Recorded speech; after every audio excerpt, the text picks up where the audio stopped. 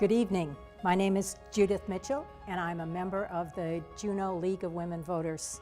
Welcome to the first of two nights of the 2023 City and Borough of Juneau Municipal Candidate Forum. Many thanks to our partners tonight, KTOO, KINY, and the Juneau Empire for making this event possible and providing it live on their radio stations and web streams. It's also on JuneauLWV.org, the Juneau League of Women Voters website. We are pleased to be hosting this tonight live from the KTOO studios after a long absence, and we are on Linked Annie. The League of Women Voters is a nonpartisan organization, and we encourage informed and engaged active civic participation. Organizing this candidate forum is one of the ways that we strive to help Juneau voters make informed decisions that meet your needs. Tonight's candidate forum is divided into two parts. Over the next 90 minutes, we will be hearing from the 14 municipal candidates, assembly candidates. Tomorrow, from 6 to 7 p.m., we will again be here in the KTOO studios and on the radio on KINY and KTOO and via the web streams.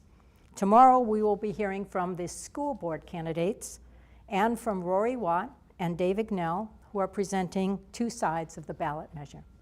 So I'll turn it over to you. Thank you, Judith. Hello and welcome to the Juneau League of Women Voters 2023 Candidate Forum. My name is Katie Anastas, reporter for KTOO. And I'm Clarice Larson, a reporter for the Juneau Empire. And I'm Jordan Lewis, news director for KINY News of the North. This forum is airing live on KTOO 104.3 and 91.7 FM, and KINY AM 800 and 94.9 FM. You can also watch on KTOO.org, JuneauEmpire.com, KINYRadio.com, and JuneauLWV.org. You can also find a recording on those websites later. Since 2020, Juneau has conducted local elections by mail. Ballots will be mailed to registered voters Thursday, September 14th, and should be arriving in mailboxes soon. After voting, there are 3 ways to get your ballots back to election officials. You can drop them in the mail with postage, but please note the city encourages getting the post office to hand cancel that postage with a legible date on the postmark. Ballots can also be placed in secure drop boxes that will be available 24 hours a day. Beginning this Friday, September 15th, there will be 1 drop box available at the Douglas Library and 1 at the Staten Harbor Boat Launch. Starting Monday, September 18th, ballots can also be delivered in person to vote centers at City Hall and the Mendenhall Valley Public Library during business hours. You can also vote in person at both locations up through Election Day on October 3rd. You can find more information, including how to apply for an absentee ballot, on juneau.org/elections. Given the large number of candidates running for office this year, we're focusing tonight on the Assembly. There are 4 open seats this year. 2 candidates each are running in District 1 and District 2, and 10 candidates are running for 2 area-wide seats. Juneau voters can vote in all races on the ballot, regardless of where they live. One of the area-wide seats is for a full 3-year term, and the other is for a 2-year term. Whichever candidate gets the most votes in the area-wide race will win the 3-year term. The runner-up will win the 2-year term. Tonight, we're going to forego opening statements to allow as much time as possible for questions. The first candidate, who was selected at random beforehand, answering each question will have 55 seconds. All subsequent candidates will have 45 seconds and will end with 1-minute closing statements. We also have 2 candidates joining us remotely tonight via Zoom, Joe Geldof and Christine Wall. Candidates, please be mindful of the timer and wrap up when you're close to 0. Now for the questions. Beginning with Joe Geldof, earlier this year, the city signed an agreement with major cruise lines to limit the number of large cruise ships visiting Juneau to 5 ships a day, beginning in 2024. But the size of cruise ships continues to increase. Should CBJ cap the number of cruise ship passengers? Why or why not? What steps, if any, should CBJ take to mitigate the impacts of cruise ship passengers on Juneau? Joe, you have 55 seconds. Well, thank you, and thank you to the League of Women Voters and KTOO. I have done extensive work around and against and trying to mitigate the impact of large-scale cruise ships in both Alaska and especially Juneau for decades. The big issue we have is we are not insisting upon scheduling. The ships are getting larger, and I think having the cap at 5 vessels makes some sense. But more importantly, when do the 5 vessels get here? When do this big wave of people, if it's a 4,000 passenger vessel, show up in a compressed period of time? We have to take back the scheduling function of when the ships arrive in our port. And that is first and foremost the thing that we have to do, and we should have done it actually years ago. Thank you, Joe. Thank you, Joe Geldof. Michelle Stewart Morgan, you have 45 seconds. Thank you. Thank you for having all of us here. I did like that the cruise ships were capped at 5 cruise ships. I thought that made sense, especially given that a lot of our tourist places are full, as in the Mendenhall Glacier.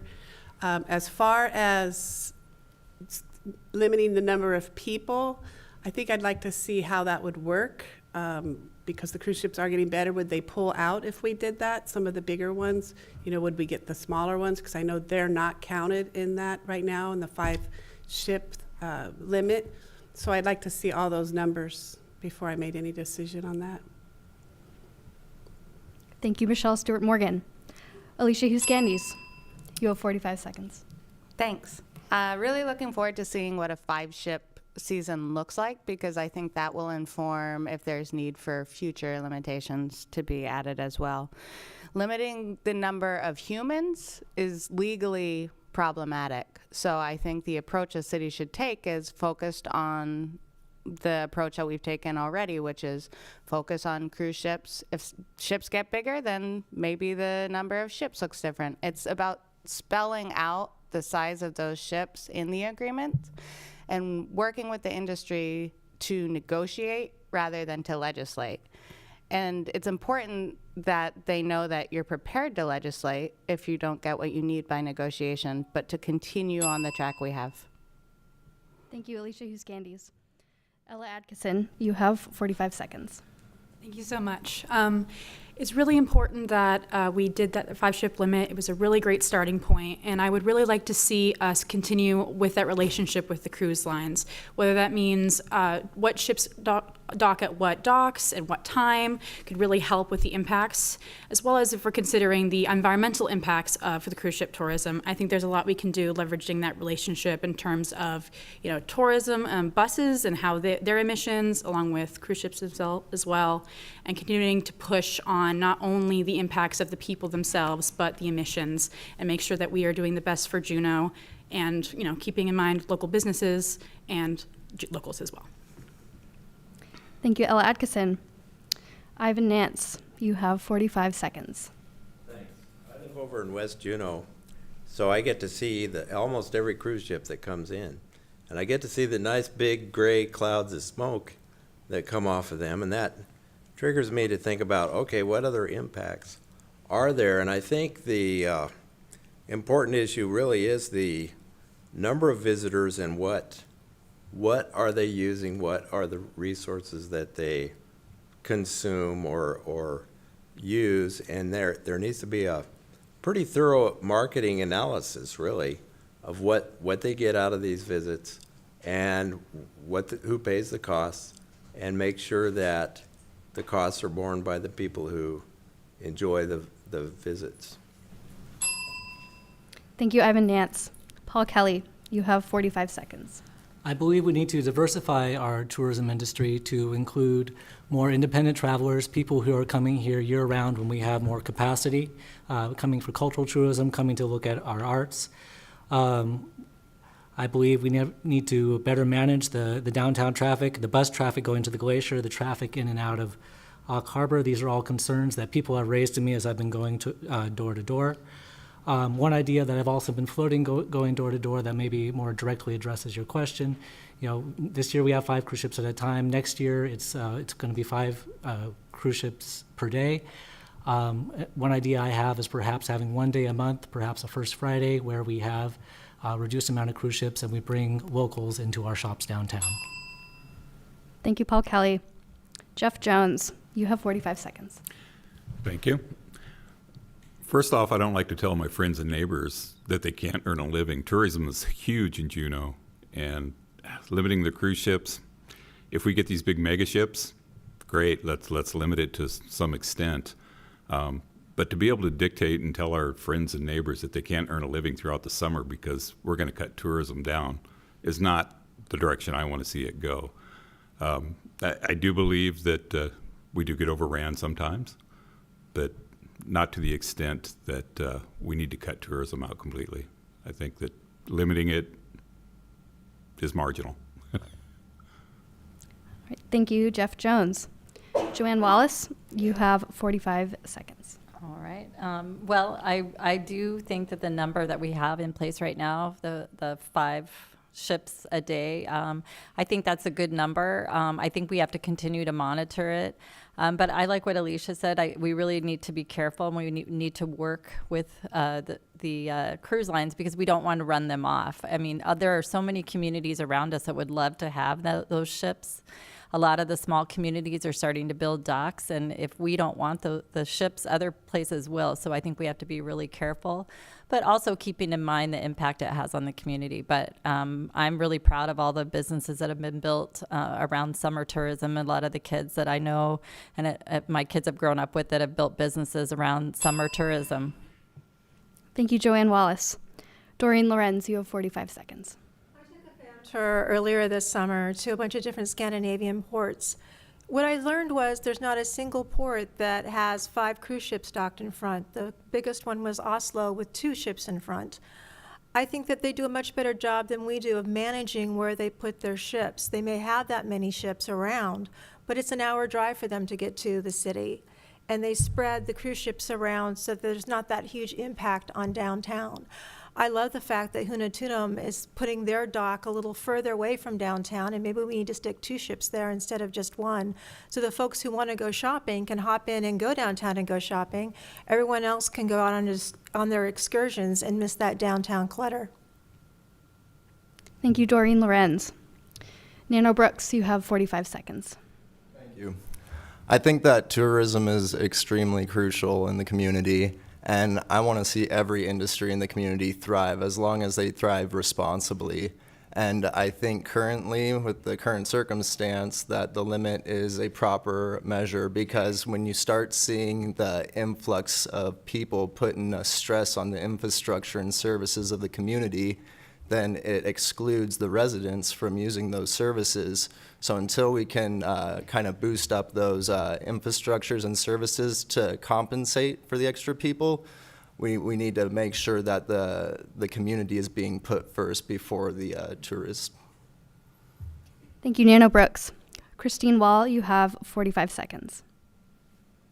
We've actually done a lot of surveys of the community that has shown that the majority of the community supports tourism, thinks it's an important part of our economy here, but that also the majority wants the city to do more to mitigate the impacts. I think this summer really highlighted that when I hear about people not being able to ride the bus, residents not being able to ride the bus, that's unacceptable. So we need to do more. As others mentioned, it's not easy to limit the number of people, but I think there are things that we can do to limit the growth. More control over our scheduling, so we spread people out, and then more control at our own docks where we can limit things like ship size. Thank you, Christine Wall. Emily Mesh, you have 45 seconds. I think that the 5-ship cruise limit is a good starting point. A couple of other people have said this also. With a huge community for a small town with very diverse views. Some people see tourism as a nuisance. A lot of people rely on it for their livelihoods, and we need to balance those things out. The 5-ship cruise limit is an attempt to figure out where our needs are. It's a good starting point. We need to see what it looks like for 1 year and find out if we need to adjust that. But I absolutely support the implementation. And I hope we can figure out exactly what we need as a community. Thank you, Emily Mesh. And finally, Laura Martinson McDonald, you have 45 seconds. Well, as it's been mentioned before, limiting the actual number of passengers involves a lot of legal implications, and it's a really complicated way to manage tourism.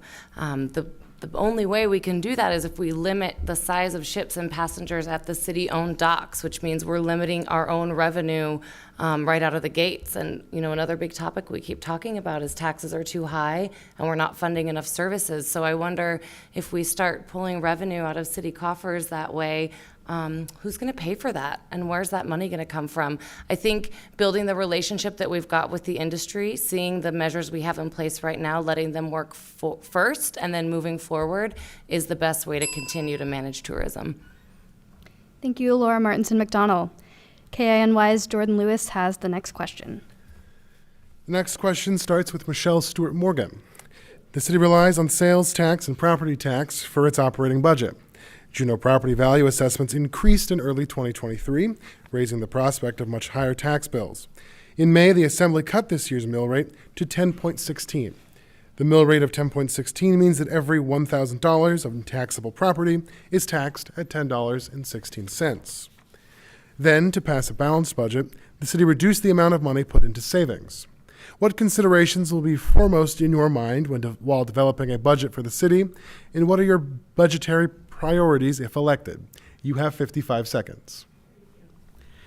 Well, as a homeowner and a person who owns a rental, I know that we got hit with our mill rate. I also know that housing is tight, but Juneau right now is not the only community that's going through this. I mean, after COVID, everyone went through this. Interest rates went up. You know, we're all going through this together. I don't have a magic wand to fix our property values right now, but I do know that if we look at how building more houses, but also doing that in a fiscal way, that we're not doing it when the interest rates are so high, that could be beneficial. Also, they're doing a lot of new building right now for people, so maybe that would help us. It's everywhere. I came up from California. My parents are having the same issues with their home that they've owned for 30-something years. Thank you, Michelle Stewart Morgan. Alicia Hughes-Scandies, you have 45 seconds. Thanks. You asked what would be foremost in my mind in developing a budget. My main philosophy is that the budget has to balance regardless of what gets added to it. At the end of the day, it has to balance. And you are just one of 9 deciding what goes into the budget. I think we have to do core services well and then be responsive to what other services the community wants. Some of those sort of extra services are things we're doing because the state is not doing or because they are quality of life enhancements. I just think right now inflation is making the dollar worth less, and that is hurting people, and we can't do anything about that, but the lack of housing is making assessments go up, and we can do something about that. Thank you, Alicia Hughes-Scandies. Ella Atkinson, you have 45 seconds. Thank you. As the property values here in Juneau went up, I was really glad to see that this assembly lowered the mill rate to help ease the burden on homeowners here. At the same time, the cost of pretty much everything that the city does to maintain our operations has also increased in price. And it's really important that we continue to provide those services so that Juneau remains a really good place for people to live. That means funding our schools, especially with lack of state funding, as someone else has mentioned already. That means making sure that our emergency services have enough money to be well-staffed and well-supplied. They can respond to emergencies here in Juneau. That means making sure we have enough housing here so that people can move back, raise families, and retire. So at the same time as things are getting more expensive and property taxes are increasing, we also need to be sure that we're providing those services. Thank you, Ella Atkinson. Ivan Nance, you have 45 seconds. Well, what if assessed values went down? The problem we have is better than the problem we could have, I guess. Refresh me on that question again. The city relies on sales tax and property tax for its operating budget. Juneau's property value assessments increased in early 2023, raising the prospect of a much higher tax bills. In May, the Assembly cut this year's mill rate to 10.16. A mill rate of 10.16 means that every $1,000 is taxable property value is $10.16. Then, to pass a balanced budget, the city reduced the amount of money put into savings. What considerations will be foremost in your mind while developing a budget for the city, and what are your budgetary priorities if elected? I think what we need to do is look in the future. What are we doing to help our kids? What are we doing to help our the most fundamental services? Let's say, for example, public transportation being one. Of course, public safety, fire and police, those are important. And economic development certainly is an important thing. But what nobody's said anything about is this new prospect of a new city headquarters. And that we need to talk about too and think about. But I'd put that at the bottom of my list of things we need. Thank you, Ivan Nance. David Morris is not here, so we are going to move on. Paul Kelly, you have 45 seconds. Thank you. This has been a big topic as I've been going door to door and speaking with people. I think that a major part of the issue is that property tax inflation has been rising a lot faster than the inflation on most other items. And I think a part of that has to do with the supply that we have in the market. I think opening up more land for development, not just developing housing, but developing communities is important. This is hitting our seniors probably the hardest, so I would support indexing the senior property tax exemption. Having been on the school board, I'm used to dealing with a limited budget. I believe that we should set a goal on how much we're going to be taking from tax revenues. We should fund basic city services, including police, fire, EMS, investments in infrastructure and education, maintaining what we have, and building a budget that builds Juneau. Thank you, Paul Kelly. Jeff Jones, you have 45 seconds. No, still have 0. There it goes. Well, first of all, we do need to get more housing in Juneau. It's supply and demand. We do need to get property values in check. How we're going to do that, that's a long-term thing to happen, because somebody that's just purchased a house, you start changing things and they're upside down in their house within a year. That's not cool either. So we've got to really focus on how we're going to do that. Adding more housing is probably a good start. Something that I would like to see implemented would be a temporary 3% sales tax during the summertime, make locals exempt, but that brings tourism in. Could be about an extra $20 to $25 million a year in our city coffers, just off of what tourism spends in town. Thank you, Jeff Jones. Joanne Wallace, you have 45 seconds. Well, I do think that the assessments went up way too much all at once. Most people I know, theirs went up anywhere from 13 to 40%. And that's just, for some people, it's too much to absorb in a monthly payment. Some cities, I have looked into what other cities have done, and one idea might be to cap where your assessment can't go up more than 3% a year. That's one idea that I had that we might look at. But this town has a lot of revenue streams that other towns don't have, so we're really lucky. So where are we spending our money? I mean, I think that's what we really got to see, where we're spending our money, and see what we can do better to make it more affordable here, because we really need to keep those costs for housing down.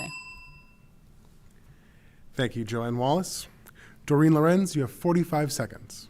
In looking at a budget, the first thing I do is bake the cake. So item number 1, essential services must be 100% funded. That's the reason we start a city in the first place, is to do for ourselves, for everyone, what we can't do ourselves. Secondly would be education and making sure that our kids had a good future. Then I would take a big breath and let everyone let their belt loose a couple notches and flatline the property taxes, because after COVID, folks are really hurting and we need to recognize that. After those issues are resolved, then I would start looking at the frosting and the sprinkles on top and seeing what the community decided we needed to have to make life a little funner around town and a little better around town. Thank you, Doreen Lorenz. Nano Brooks, you have 45 seconds. If we want all the municipal services in our community to thrive, we have to diversify our revenue streams beyond property tax on the people and head tax from tourism. If we have a stronger independent revenue stream, we won't be so reliant on those, and that can be done with a land raffle. And these have provisions in the charter for it. And if 12 plots were raffled off a year, the potential to make $7.6 million is there. Double it with 24 a year, then you got 14 million, or even triple it and then get 21 million, and so on and so forth. And then you'd have enough funding to make sure that all the functions are properly stimulated, and you could even drop the mill rate multiple points to really lighten the financial burden on people. Thank you, Nano Brooks.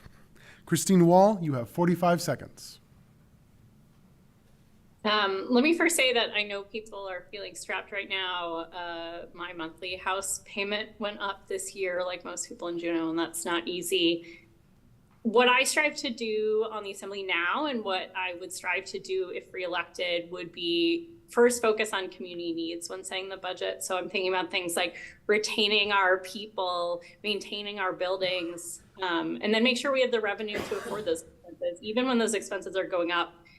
The good news is that Juneau's economy continues to grow, which has allowed us to lower the mill rate even when personnel and materials go up.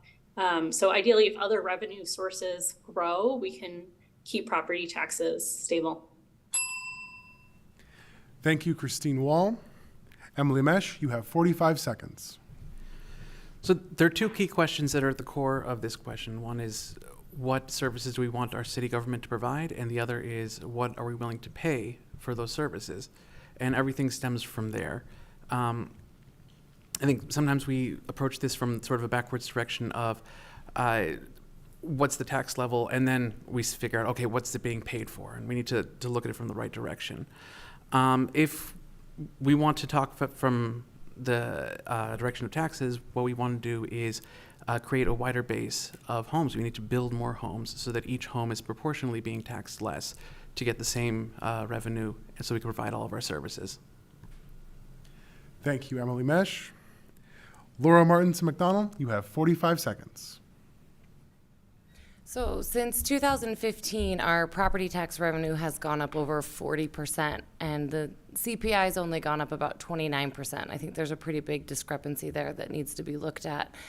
Something we do when you own a small business is every single year you go down that profit and loss sheet and you decide where you can cut things down, what's really important to your operations, what you can live without, and that's how you get your bottom line. I think we can do a better job of that at the city. We need to look at what services are providing a measurable benefit to our citizens, protect those, increase the wages of our first responders where they need to be increased.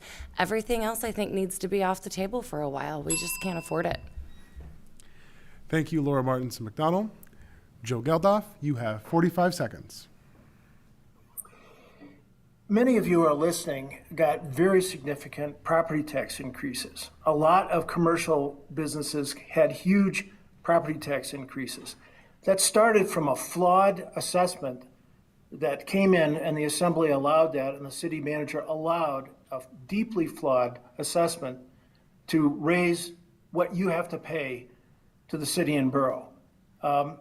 Because the assessment was flawed, it brought in this money, and the City Assembly is congratulating themselves for fractionally lowering the millage rate.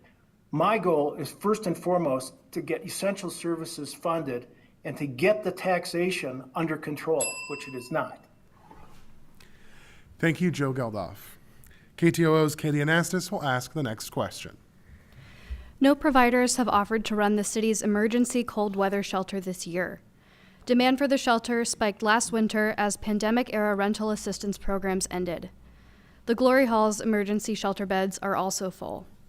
What should the city do to help people experiencing homelessness? And how should the Assembly make affordable housing available for all Juneauites?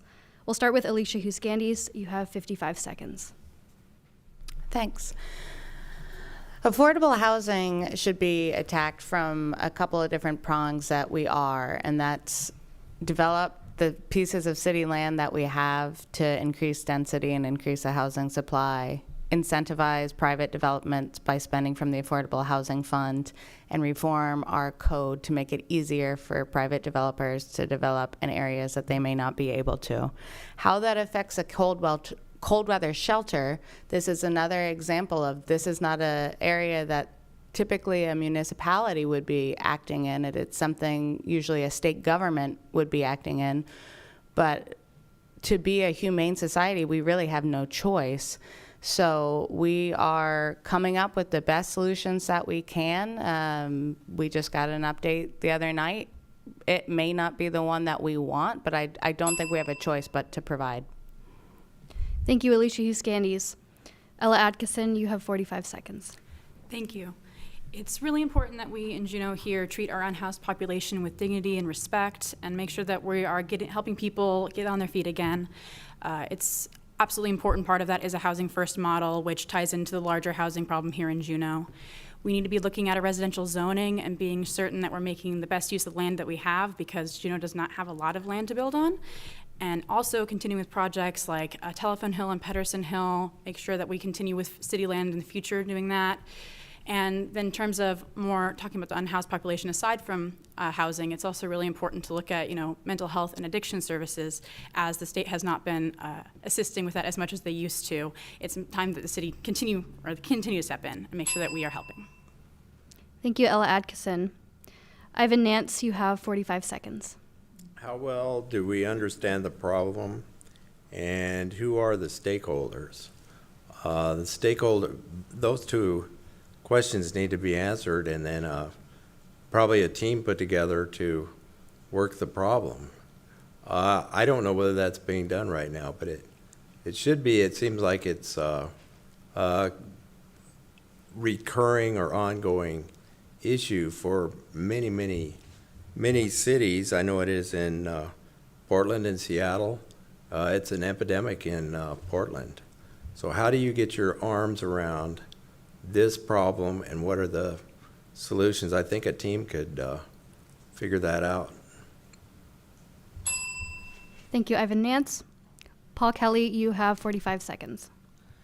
Thank you. I'm not quite sure what our solution would be as far as when it comes to the cold weather shelter. That's something that it's a more immediate need that I believe needs to be addressed quickly.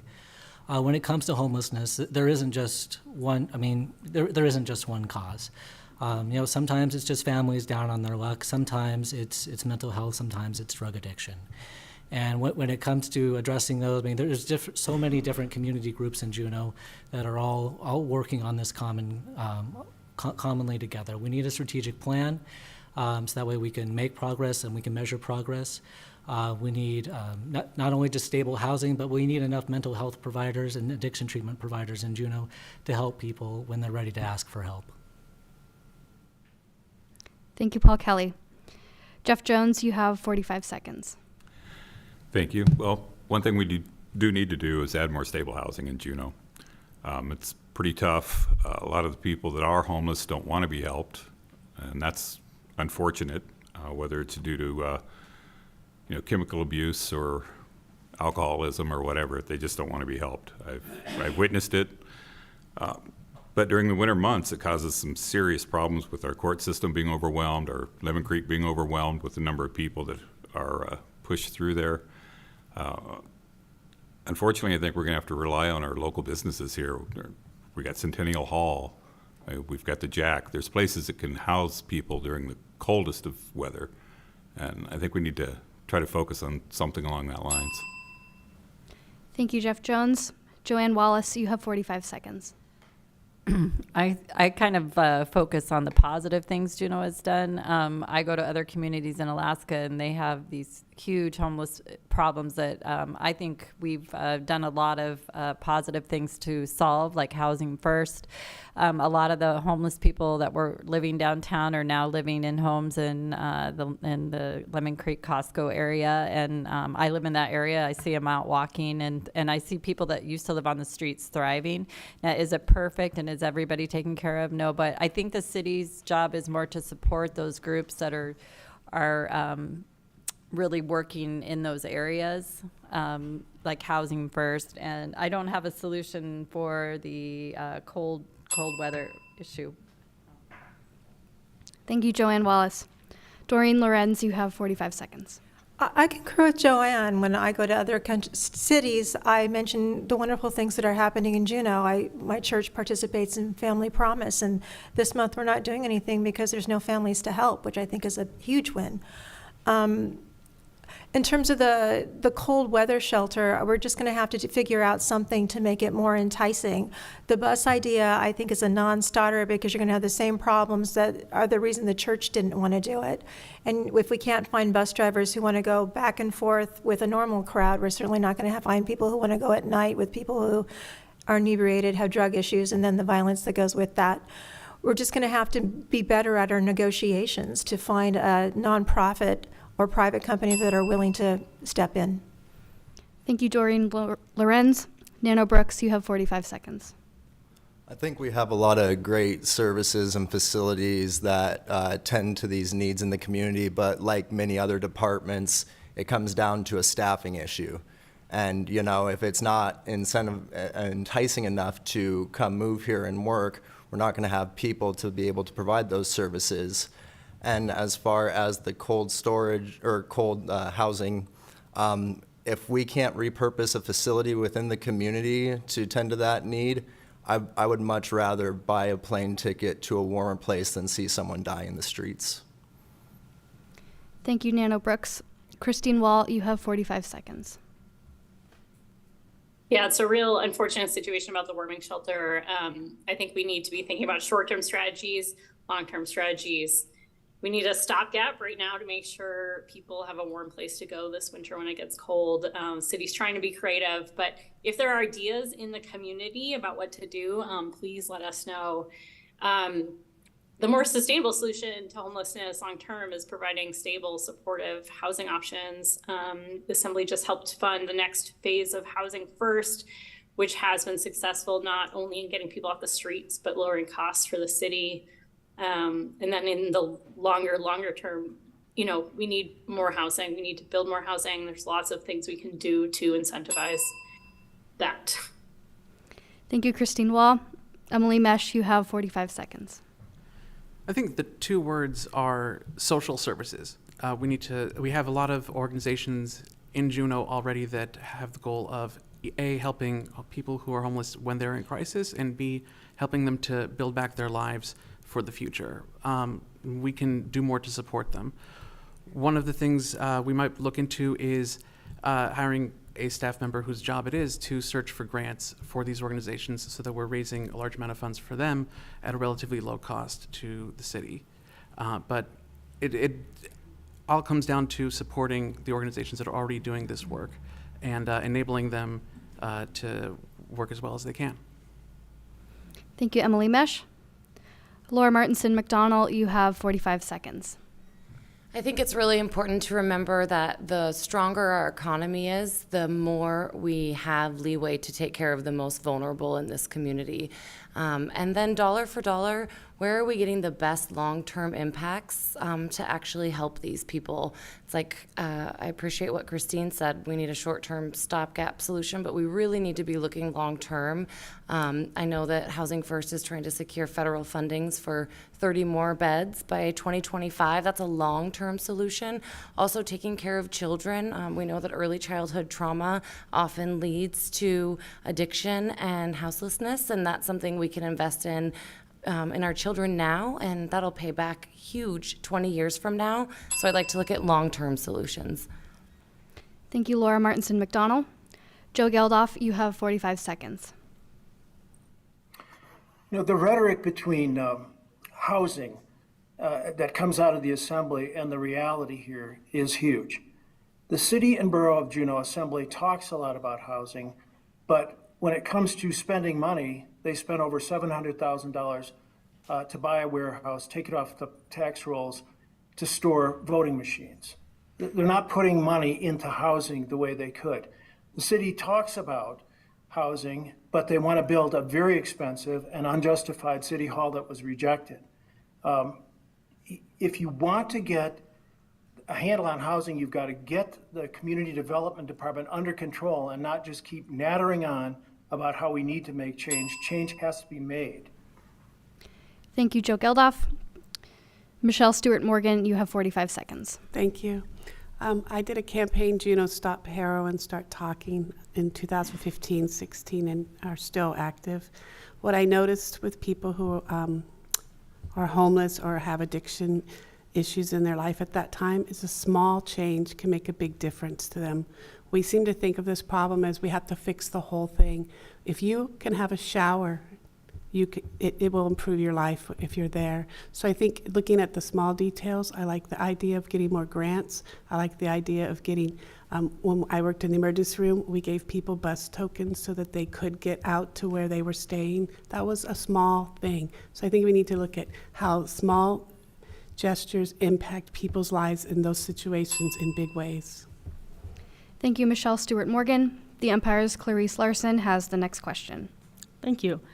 What can the Assembly do to help alleviate the critical shortage of childcare options for Juneau families? We'll start with you, Ella Adkisson. You have 55 seconds. It's really important to note that the city is already really looking into this effort here in Juneau because it is a statewide issue, but it's not really getting support from the state. I know the city is spending around $1 million a year for permit waivers, education grants, and per-employee stipends for childcare, and we're going to double that with a grant from the state for the next 2 fiscal years. It's really important to look at those different aspects, what is and isn't working, so that we reallocate those funds to things that are getting the best childcare results here in Juneau. Childcare is an issue that affects everyone. It affects the ability of parents to go to work. It affects anyone who wants to live here in Juneau, retire, all those good things. So it's really important that we're pushing forward on those and doing what we can here to best get results for childcare in Juneau. Thank you, Ella Atkinson. Ivan Nance, it's your turn. You have 45 seconds. Well, I think you could try to make better communication or synchronization between needs and resources. I think there are, well, I'm one, older people that could be a resource to younger people and maybe would be willing to volunteer if there was a coordination or a path to doing that. That's what I think a lot of the problems in society are, is just not a clear link between the problem and the solution. There's lots of problems and lots of solutions. There just needs to be a better link between them. Thank you, Ivan Nance. Paul Kelly, you have 45 seconds.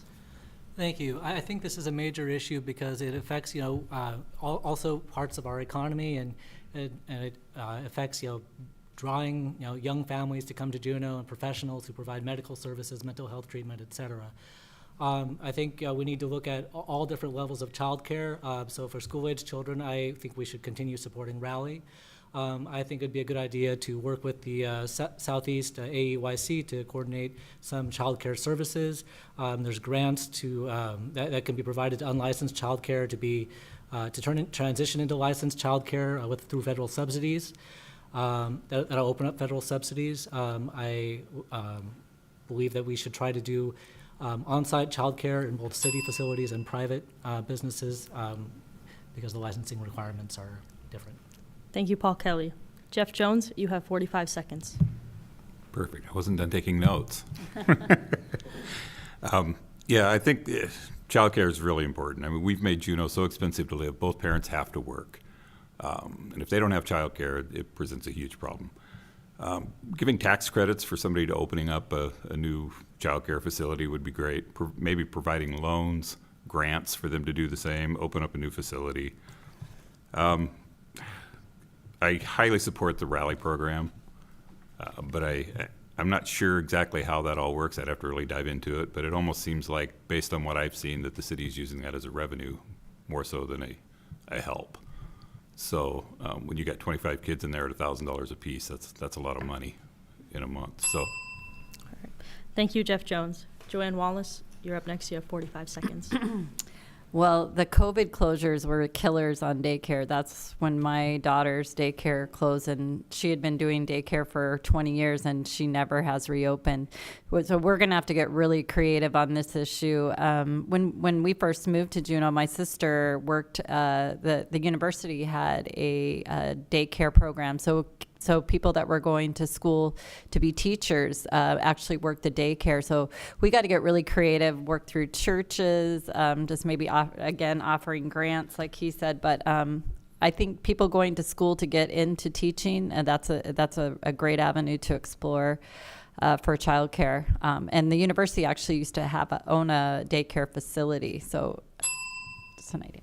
All right, thank you, Joanne Wallace. Doreen Lorenz, you have 45 seconds. I know years ago, Juneau used to have a Boys and Girls Club.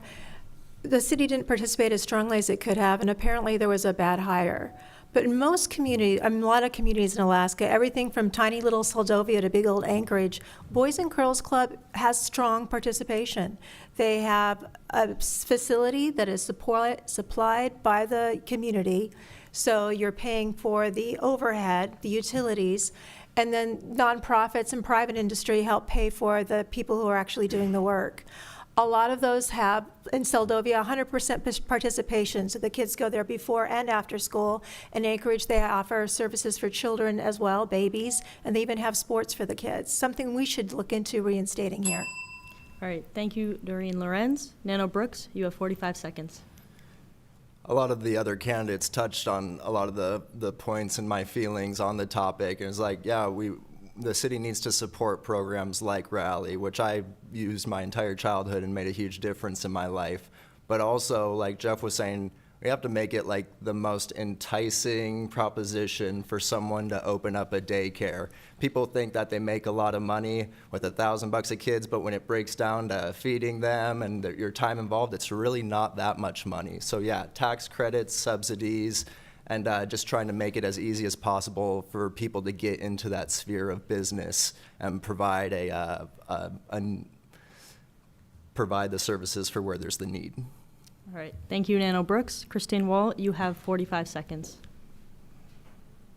Not to downplay what a big challenge this is in Juneau, but this is an area that we've seen some progress. I've gotten feedback from small businesses, from childcare providers that the grant program that the city has been providing the last few years has actually helped some businesses stay open. It's actually helped some new business start. So I think we need to continue those programs, maybe improve upon them.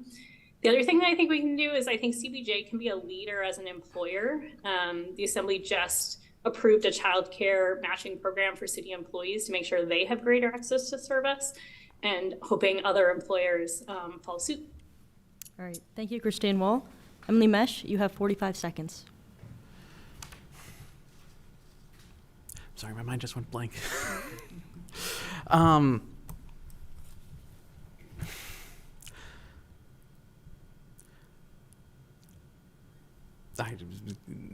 have no idea what I was about to say. The words came and then they disappeared. I think part of what's going on is that we need to support more private entities going into childcare, like other people have said. I think the city also has a role in expanding its own childcare offerings in terms of things like Rally, in terms of we have the Zach Gordon Youth Center, we have Parks and Recreation. The infrastructure is there.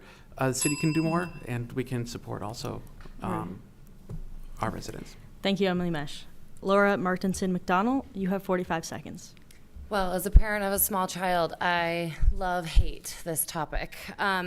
Where we really need help is for kids that aren't yet in kindergarten. So in 2021, we had just over 2,100 children in Juneau under the age of 5.5, and nearly 7 of them didn't have a parent that could stay home. Only 1 in 5 of them had space in childcare. So that's really where we need to invest our help. When I served on the Economic Stabilization Task Force, we worked really closely with AEYC and the city to build that grant program. It was really successful. Childcare wages went from $12 to $20, but really now the barriers they're facing are rent, insurance, and licensing red tape. So I think working with the industry to find out what they actually need and getting those kids under the age of kindergarten care is the most important thing. Okay, thank you, Laura Martinson McDonald. Joe Geldof, you have 45 seconds. Juneau's youth population, and particularly our school-age children, has been declining for years, and it's going to continue declining. That means we have a number of schools that are owned by the city and borough of Juneau that are underutilized. We need to actually take steps now to repurpose some of our existing underutilized or unused schools, and that will help more than anything else I can think of to lower the rent, lower the overhead, so that parents can have better and superior options for childcare. The state's done some of the work here with the grants. The city and borough shouldn't take too much credit for that. But we're not utilizing our resources that we own, and that's got to stop. Okay. Thank you, Joe Geldof. Michelle Martinson Morgan, you have 45 seconds. Well, thank you. As someone, I actually just worked 5 school years at Gastineau, my local school, and I saw Raleigh does do great things. But I did see that the people who work for Raleigh they work the longest hours. They work very hard, and they had the lowest wages. They do have retirement if you're with the school district, but they didn't have that some of the time. So I think if you're going to have someone has one of the most important jobs, which is helping raise our children, those people should have that value. I think they're essential workers, and I think they should be treated as such. I raised 3 boys here, and I understand paying a quarter of my income to Raleigh, and I'd like to see that expand and other places like that expand with grants. Thank you, Michelle Martinson Morgan. Alicia Hughes-Candies, you have 45 seconds. Thanks. I want to start by saying that by not addressing this issue, it has truly long-term effects on the community, because in addition to stifling the economy, you are making it so that you can't attract young families, and you will continue to lose the young families that we have here. So it is vital that we address it. It's already been mentioned that we doubled the amount of the grants that we give to those providers. I think in 2 years from now, we need to take care of what the right level of funding is, just as costs continue to increase. And at the same time, more financially sustainable would be to help them find public spaces that might be underutilized, like schools. All right. Thank you, Alicia Hughes-Candies. Jordan has the next question. Do you support the ballot measure for a new city hall? We'll start with Ivan Nance. You have 55 seconds. I do, but I've got some issues with it. I think that the way it has been remarketed, okay, it's easy to be a critic. I'm being a critic right now. Maybe I shouldn't, but I don't like the way that it's been remarketed, although I think it is a good idea to move forward and put in a new city hall. It could just be sold, the idea could be sold a lot better. Maybe a new maybe somewhere there is a new marketing plan afoot. I think that is needed. As far as the actual building, I've been in the current city hall a number of times in the last few months, and I can see where there are problems with it. Too bad it hasn't been kept up. Thank you, Ivan Nance. Paul Kelly, you are next. You have 45 seconds. Thank you. I built my campaign around listening to the people. And for me, that's why I disagree with the process the Assembly went about with approving, putting this back on the ballot and approving some funds without considering alternatives. Back in May, when they were first considering this, I got an earful from people when I was going door to door, so I toured the building. That building is going to cost us millions of dollars to repair, and we're wasting so much money paying on rent every year. And renting 4 different locations. I support consolidating into one location, maintaining and keeping it up, so that way we're not back in the same place in 25 to 50 years. Thank you, Paul Kelly. Jeff Jones, you have 45 seconds. Thank you. I do not support a new city hall at this time. Company I work for, we take care of the school district and Bartlett Hospital in town, and those 2 buildings are in shambles as well. We need to focus on those before we build a new city hall. Do we need one? Probably, but now's not the time. So we need to prioritize what we do spend our money on, and I think starting with schools and our healthcare facilities would be a good start. It confuses me that as a landlord, if you rent to somebody and something breaks, the landlord fixes it. I'm trying to figure out why the city is having to support their own building when they're leasing it from somebody. So I don't know the particulars of that, but I think it's something to look into. Thank you, Jeff Jones. Joanne Wallace, you have 45 seconds. I do not support a new city hall. I think it's the wrong time. The voters just voted it down, and to me, that's the end of the story. I do think that the voters have a lot of angst over their property tax bills being so high, and then on top of it, the city's pushing for a new city hall, and it leaves a bad taste in their mouth. And bottom line, the people voted it down, and I think it's wrong to put it right back at them. So I'm against it. Thank you, Joanne Wallace. Doreen Lorenz, you have 45 seconds. I'm going to say here to those two, and then add with it that I have serious problems with the process of how this was handled. When I look at my voter pamphlet from any ballot measure, there's the pros and the cons. That's just part of the packet. So I don't understand why we had to put $50,000 aside to advocate for a ballot measure, any ballot measure. I don't care if it's City Hall or whatever. I don't feel that's an appropriate thing for the city to be doing. The city should be saying, these are the pros, these are the cons, and leave it up for the voters to decide. Additionally, I think it was inappropriate for us to take a huge chunk of money and set it aside for a project voters had not yet approved. Thank you, Doreen Lorenz. Nano Brooks, you have 45 seconds. I do not support it at this point. I think there are way higher priorities that are putting a strain on our community, like the cost of living, affordable housing, high property taxes. These are all things that should be at the forefront of the issues that we're tackling. And the things to keep in mind with the current City Hall is that it is a city-owned building. There's no rent out of it. And if we're in business forever, why would we ever want to give away a building that we already own? And also the $14 million in deferred maintenance, about $5 million of that is remodeling the interior, which is not deferred maintenance. So no, I am not in support of it at this point. Thank you, Nano Brooks. Christine Wall, you have 45 seconds. I do support a new city hall, though I appreciate my colleagues here pointed out that we haven't done enough to get the public on board.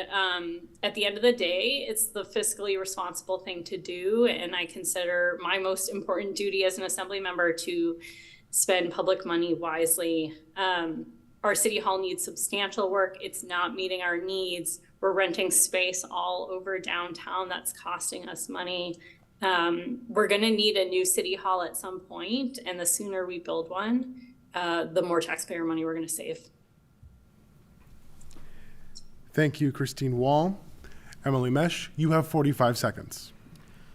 We need a new city hall. That's the bottom line. I think most people in Juneau understand we need a new city hall. People disagree on how we're getting there and might not necessarily agree with the city's approach. But at the end of the day, this isn't a want, this is a need. All of the issues that we've been talking about will become easier to solve, will be more streamlined when everything's under one roof in a purpose-built building. Our departments will be able to communicate more easily with one another. The public will be able to access their city government more easily. These are the basic things that a city needs to do. Again, we need voter buy-in. That's why we have the ballot initiative. But I think we do need a new city hall. Thank you, Emily Mesh. Laura Martinson McDonald, you have 45 seconds. Well, I think the more important question is not whether or not I support a new city hall, it's what the people of Juneau want. And so I think we need to really listen to the community, and this is one way to do it, is voting again. And I think it's very possible that the community is going to tell us they need more time and they need to assess all the options. And I think after the way the process has gone so far, that's absolutely fair. I myself will be voting yes on this issue because there's just no way I run the numbers that I see us saving money doing it a different way, and I think it's the most fiscally responsible thing to do. I also think we should look at that state statute that requires the city to put money aside to educate the public. I think there's a lot of mistrust around that, and maybe we need to get rid of that as well. Thank you, Laura Martinson McDonald. Joe Geldof, you have 45 seconds. The last time this was on the issue, which was a year ago, you, the voters, said no. There was no organized opposition to this. You weighed the consideration and you said no. This is an issue of respect. The City and Borough Assembly and the current city manager, soon to leave, absolutely do not respect what you said when this issue came up. Nor can the city manager or anybody on the assembly tell you how much this new city hall is going to cost. There's no firm bids here. They can't tell you how much the financing is going to cost. That's an open question. And more importantly, if you read the analysis, the operation and maintenance of a new city hall is going to go up. So this is a reason to vote no. Thank you, Joe Geldof. Michelle Stewart Morgan, you have 45 seconds. Thank you. I do support the new city hall. I don't know if it's this, I'm not privy to look at the ins and outs of it. I only get what the public reads at this point. I live in a 116-year-old house myself. I know you don't wait until everything breaks down. You fix it before that. You don't wait for your boiler to go out in the middle of the cold freeze. So I think looking at City Hall, if you've been in there, you know it's time to fix that building. It is time to get all of our city workers into one building. I think it's a good idea, but I think everyone will vote on it when it comes back in. It did lose by 246 votes last time. So, Thunder Mountain High School was the same way. Thank you, Michelle Stewart Morgan. Alicia Hughes-Candies, you have 45 seconds. I do support the new city hall, and I will be voting yes. I wouldn't have voted to put it back on the ballot if the alternative didn't feel like such a waste of public funds. And I hear what people are saying about the process, but it felt like to do otherwise would be to waste taxpayer money, which I couldn't bring myself to do. I think the main argument is that for a city our size, if you intend to be in business forever, financially, it makes sense to own one building that is large enough to house all your employees. The cost to renovate a building that we have now that only houses some of our workers and to go on paying rent feels wrong. Thank you, Alicia Hughes-Candies. Ella Atkinson, you have 45 seconds. Yes, in the new city hall. Juneau's going to exist forever. We cannot afford to be spending nearly $1 million a year on rent for city employees in spaces that could be better used for housing in our community, which is a really huge problem. And the point of a city hall is accessibility, and it's really important that people can get to the city hall and get to all its functions. Having a consolidated space with parking that people can come and see assembly meetings and be, check out their permits is really, really important, and it's the city's responsibility. We absolutely need the new city hall, not only for fiscal responsibility reasons, but for it to be a good city. Thank you, Ella Atkinson. David Morris, you have 45 seconds. I'll be voting no on the city hall. Excuse me. I just got out of the pool. The reason for me voting no is there's more things, more pressing issues going on right now, like our police force needs to be taken care of, and we need to focus on issues like that that need to be done first before we vote on a new city hall or start to build a new city hall. Thank you, David Morris. Katie has the next question. How will you move Juneau toward its goal of 80% renewable energy use by 2045? We'll start with Paul Kelly. You have 55 seconds. Thank you. I 100% support the Assembly's goal of reaching 80% renewable energy by 2045. I would like to see it made standard that we have EV charging stations and heat pumps in new residences and commercial properties. I would like to see more EV charging stations at city parks and offices. I think we should look into our options for how we're going to supply more power to electrify more docks. And I support electrifying our city fleet as more vehicles age out of service. Thank you, Paul Kelly. Jeff Jones, you have 45 seconds. Well, we need to find a way to get more hydropower. You want to talk about clean energy, that's about the best way to do it. I don't really agree with all the buses being electrified. I think that's, we showed that didn't work. I think the first day it was in service, I ran across the city trying to charge it while I was on the side of the street. I thought that was pretty comical. I think we'll run into a lot of problems. We know it doesn't work. As far as heat pumps, I'm in that industry. They're great until it gets cold. I can honestly tell you that they don't work as well as everybody thinks, so it's not a proven science yet. It's getting there, and I think it'll help, but it's not a proven science. I think we'll get there, though. Thank you, Jeff Jones. Joanne Wallace, you have 45 seconds. I think it's good to have goals, but I think we have to be really careful with some of the deadlines. I know, I think it's great that Juneau is such a resourceful community and that they've made goals, but we do have to be careful about hard and fast dates. I do think that I'm with Jeff on the buses. You know, in fact, the electric bus company filed bankruptcy recently. So, you know, the electric's not the only answer, and I think there's new technology coming along all the time. And we're so lucky that we do have hydropower because it makes our electricity really affordable here. And I think we just have to keep working towards more solutions. And I do need to excuse myself because I do have daycare duty. My daughter's out of town and I'm out of time. So. Thank you, Joanne Wallace. Doreen Lorenz, you have 45 seconds. So first of all, I would get more hydro. I would look at really hard pressing so that we got Sweetheart Lake online and that nice heat pump system, our heating system going to the downtown core.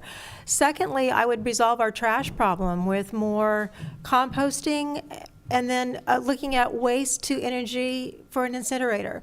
Back in the day when we looked at it, incinerators were not that effective. Just last year in Japan, the winning award for most environmental was a waste to energy incinerator that has new technology, so it burns off, makes more heat, less bad fumes, and less stuff left over, ash left over, for less money to buy it. I think we need to look at that as an option.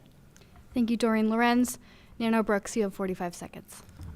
This is a topic that I'm extremely passionate about. One of my 6 businesses is a renewable energy utilities company, and I invent devices that are tuned to our environment. And I think something that the city can do is start looking at wave and tidal devices that aren't reliant on water pressure from rivers and don't have as many moving parts. All this stuff is supplemental, though. You know, it's not going to be any one thing, but having buses get on biodiesel, getting a little bit of wind, tidal, solar, all the things are what's going to make us get to that point of 80%. But I don't know if it's going to be done in the time frame that's being aimed for at the moment. Thank you, Nano Brooks. Christine Wall, you have 45 seconds.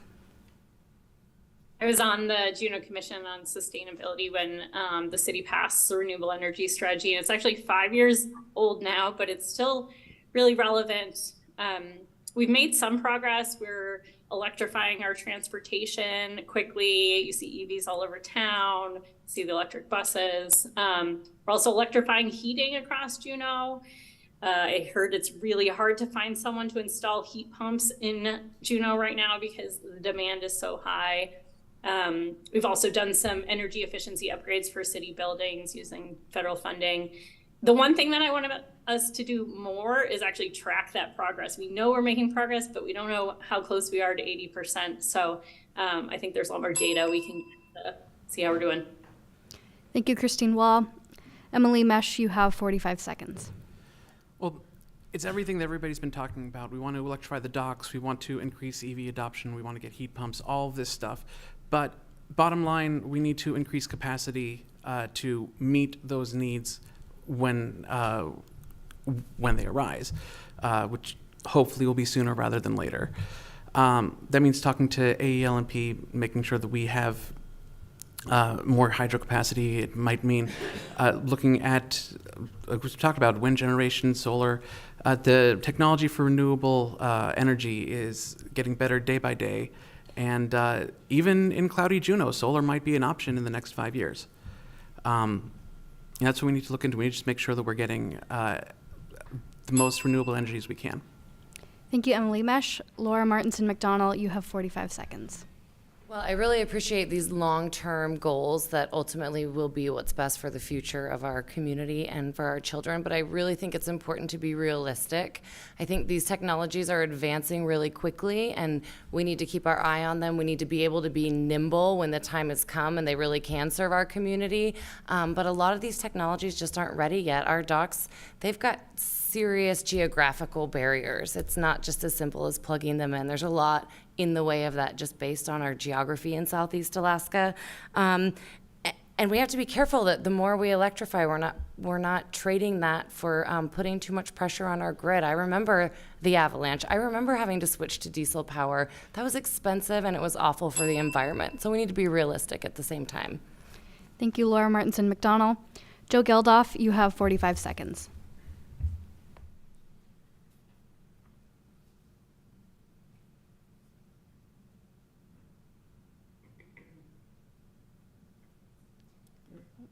Joe, you're on mute.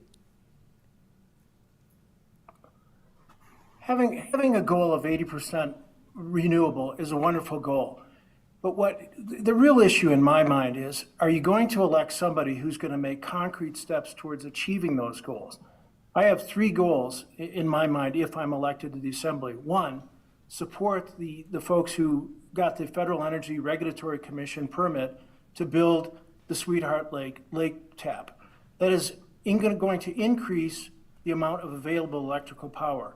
The second thing is, I've worked with and around the cruise ship industry, and I will demand that at the earliest practical date that we have a plug-and-play system so we're not burning fuel at our docks and polluting our air.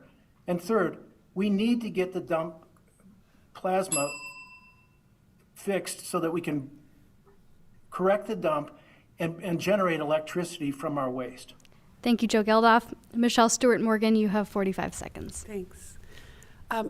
Again, I think this is a large issue. I think we're doing well going there. We put it on the table. That's a big step.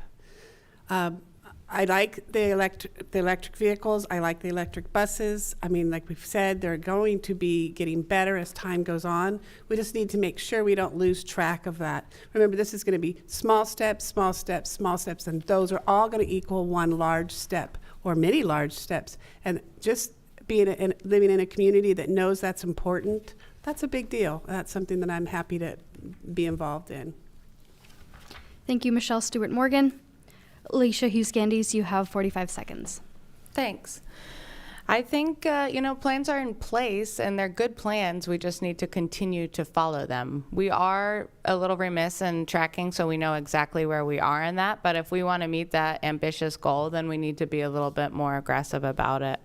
And it just means doing more of the same and doing it faster. So it's more EV chargers so that we can continue to electrify our fleet. And so personal people can do that.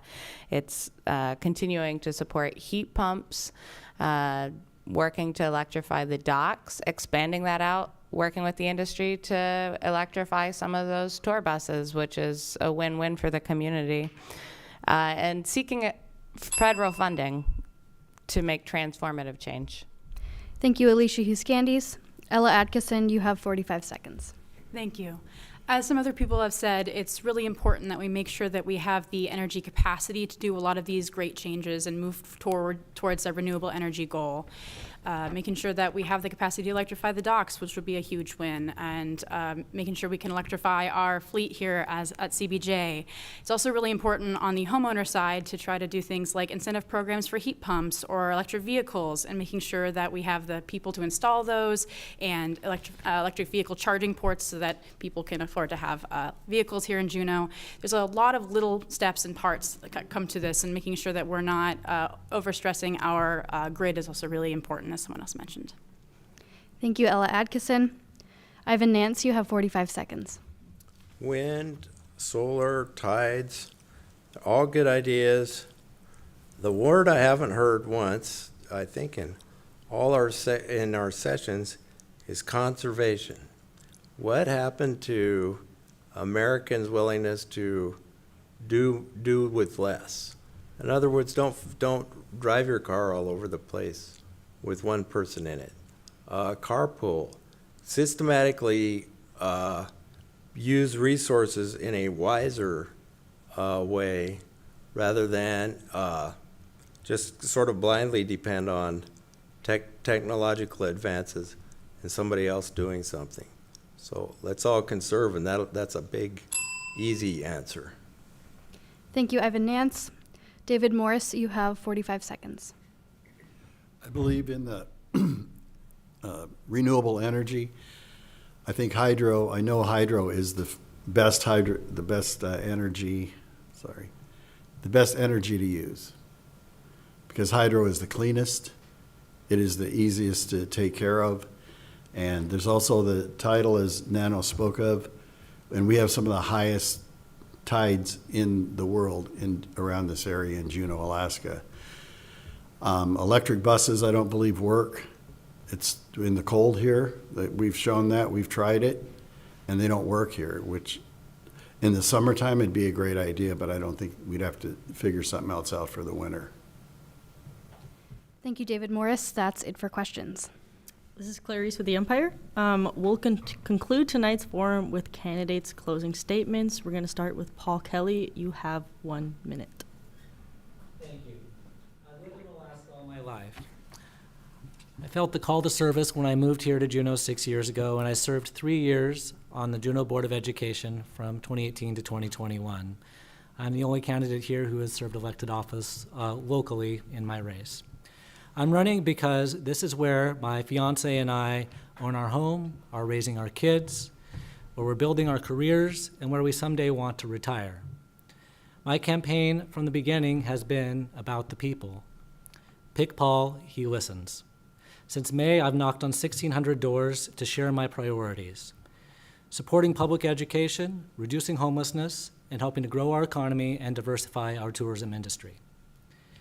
This October 3rd, join Heidi Drygas, Sarah Hannon, Robert Edwardson, Lisa Worrell, the Central Labor Council, and many others in picking Paul for the Juneau Assembly area-wide. Thank you, Paul Kelly. Jeff Jones, you have 1 minute.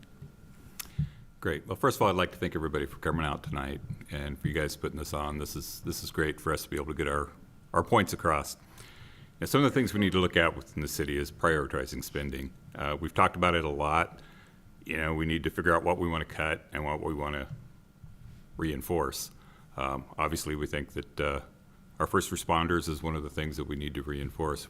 Juneau's got to be safe.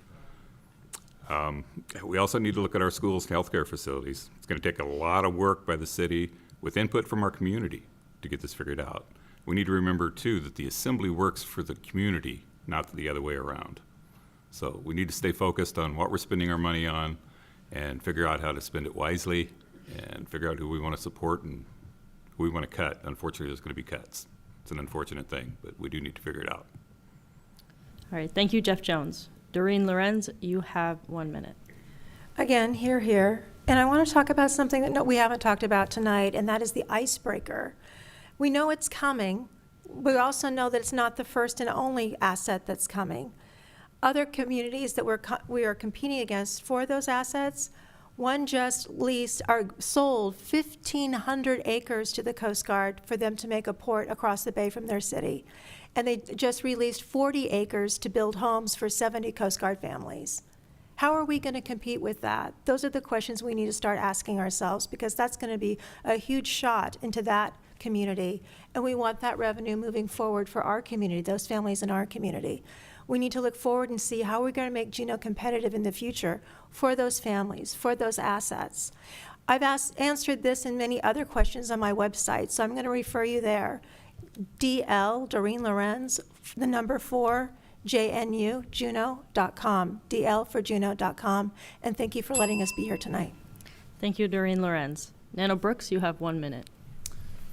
I'm a born, raised, and lifelong Juneauite. I love this place to death with all my heart. And if you do too, and if you call this place your home, you really need to ask yourself the question of what direction do you want to see the city go in? Because right now we're seeing a lot of families leaving. We're seeing crime go up. We're seeing education in jeopardy and so many other civil services suffering. I have worked here since I legally could when I was 14 and maybe even a little before that on the side. But I have also built businesses, invented things, formed a nonprofit, and I do all this because I have a vision of the future of Juneau, where our economy and standard of living is not only a standard for the state, but it's a standard for the country. And I'll do anything to progress that vision, and that's why I'm running for Assembly. Thank you, Nano Brooks. Christine Wall, you have 1 minute. I want to start by thanking the League of Women Voters, KINY, KTOO, and Juneau Empire for hosting us tonight. I was just thinking that the fact that all of our news outlets are working together to put this thing on is a reflection of one of the things I love about Juneau, that the community is willing to put aside our differences when they're important or tough things to work on. And if I'm reelected, that's what you're going to get. I'm not going to shy away from the hard stuff, those big challenges that Juneau faces, and I'm going to be looking to the community for people who want to work with me on those things. I think our community's made progress in the last few years on some of our biggest challenges. We made it through the pandemic. We're seeing rapid conversion to renewable energy. There's actually quite a few housing units going up as we speak. I want to be clear that we still have a lot of work to do, but I'd be honored to be able to continue to do that hard work. Thank you, Christine Wall. Emily Mesh, you have 1 minute. I'm going to do something a little ill-advised. I'm going to throw away what I had prepared. I'm looking at these notes that I've written for myself just to help me focus. A lot of them are they're all in Hebrew, but one of them is Lishanot et haolam, which means to change the world. And I've been writing that to myself a lot lately, because that's why we're here. All of us at this table, we want to change the world, not in the grand, like, whole world sense, but Juneau is our world. This is our city. This is the world that we live in, and we want to make it a better place. And whoever ends up getting elected, whoever ends up serving on Assembly next year, I just hope that everybody keeps that in mind. We're trying to make this world a better place for everybody in Juneau. My name is Emily Mesh, and I think it's time to mesh things up. Thank you, Emily Mesh. Laura Martinson McDonald, you have 1 minute. Well, I'm running for Assembly because I love my hometown. I really love this place, and I want to continue to ensure that this is a vibrant and thriving place that offers my daughter the same opportunities that I've been lucky enough to have here. My record of engagement already shows how dedicated I am, and it provides me with real experience to tackle these issues. These issues are complicated and nuanced, and takes a lot of experience and background to really understand how hard these issues really are to solve. When I look ahead at what these issues will be facing, economic development, childcare, public safety, housing, all the things we're talking about, these are the issues I care most about and have the most experience with. I'm really proud to have the endorsement of both the firefighters and our local police department employee association. I've chaired the Housing and Development Committee for the Chamber of Commerce, and I've worked with the planning department and the development industry to find solutions for our housing crisis. So, thank you.